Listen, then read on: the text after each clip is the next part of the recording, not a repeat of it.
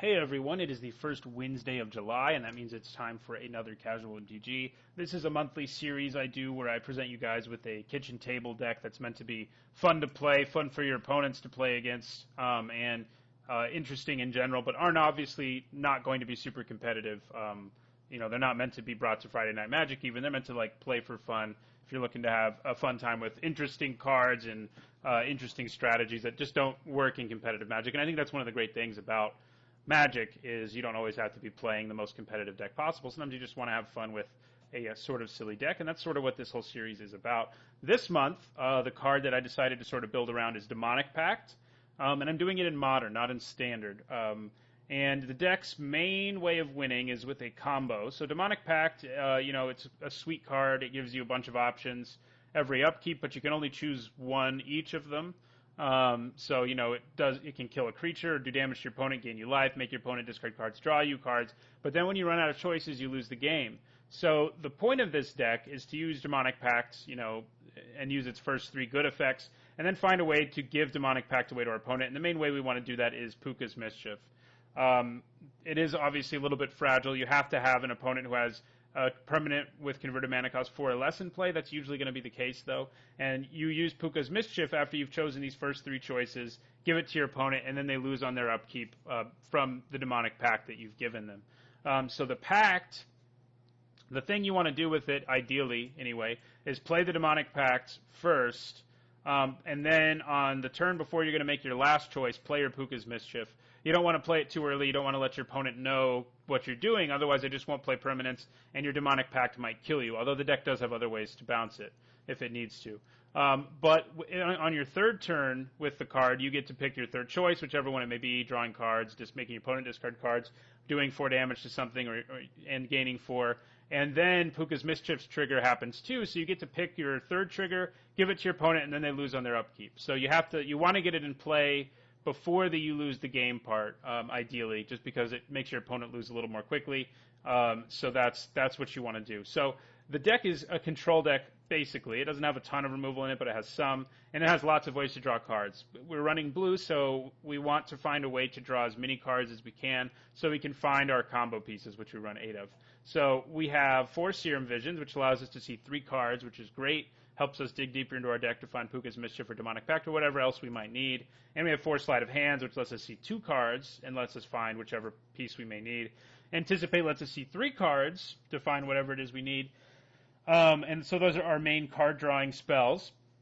We also have 4 Echoing Truths. They're in here because primarily if we can't set this up, if our opponent's not playing permanents or something like that, we can use Echoing Truth to bounce our own Demonic Pact. We can also use Echoing Truth to bounce our opponent's permanents if we need to, so it has that sort of flexibility to disrupt your opponent early if you have to.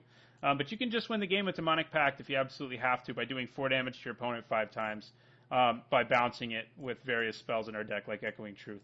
We have some removal too to obviously put the stop to what our opponent's trying to do, which will probably be killing us. And our deck obviously doesn't play very many creatures. It has 3, which I'll talk about in a moment. So it has to kill things or bounce things to survive. So we have our Doom Blades. We got 2 of those, and 3 Go for the Throats. And these are nice budget removal spells. They are dead against some decks. If you run up against an artifact deck or a mono black deck, the spells are just dead, and that's not good. But in the sideboard, we have cards in there so that we can switch it around and get the removal spell that will work for us. And then here we have our combo pieces, basically. But then we have another key spell, which is Devastation Tide. We can use this to slow our opponent down if we haven't found our combo pieces.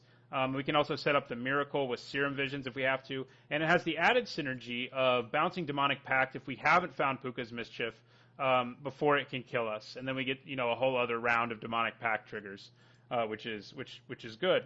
And then our only creatures are 3 Possessed Scobs. They're in here because they can get back an instant sorcery or creature, but we're never going to have a creature, really, because if the Scob dies, maybe we will somehow, but if the Scob dies, it gets exiled, so maybe if our opponent mills us, it gets in our graveyard. So it's really the instants and sorceries we care about, and it's primarily Devastation Tide or Echoing Truth, I guess, that we care about.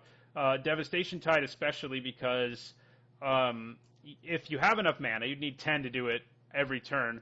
but you can alternate turns by playing the Scob, playing Devastation, and getting Devastation Tide from the graveyard, playing Devastation Tide, your Scob goes back to your hand, and doing it over and over again until you find whatever it is you need to win the game, which, is probably these cards.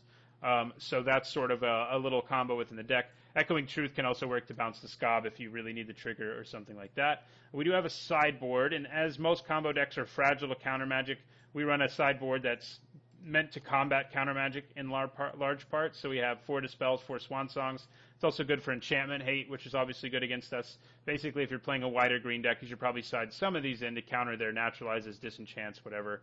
And then we have these in to make our removal a little better for playing mono artifacts or whatever. We can bring in our Doom Blades, take out our Go for the Throats, and we can bring in our Go for the Throat against a mono black deck. Then we have Pithing Needle. It's just like a nice catch-all hate card that can be used to take down Planeswalkers most especially. Also, we haven't talked about the lands. They're mostly pretty budget. We got 4 Drowned Catacombs and 4 Underground Rivers. Basically, the cheapest, the cheapest good lands, I guess, that don't come into play tapped for a blue-black deck in Modern. So that's the deck. It's fun to play. I'll play 4 matches with it. Or no, I won't. I'll play 3, actually. So I hope you'll enjoy those. So if you think this deck is cool, if you enjoyed the video, don't forget to click the like button below. It helps a lot. And if you aren't already a subscriber and you want to make sure you see all the sweet casual kitchen table decks I'll be posting every month as time goes on. Don't forget to subscribe as well. I also have other content as well that you can check out. But thanks for watching, and I hope you'll enjoy the 3 matches that I play.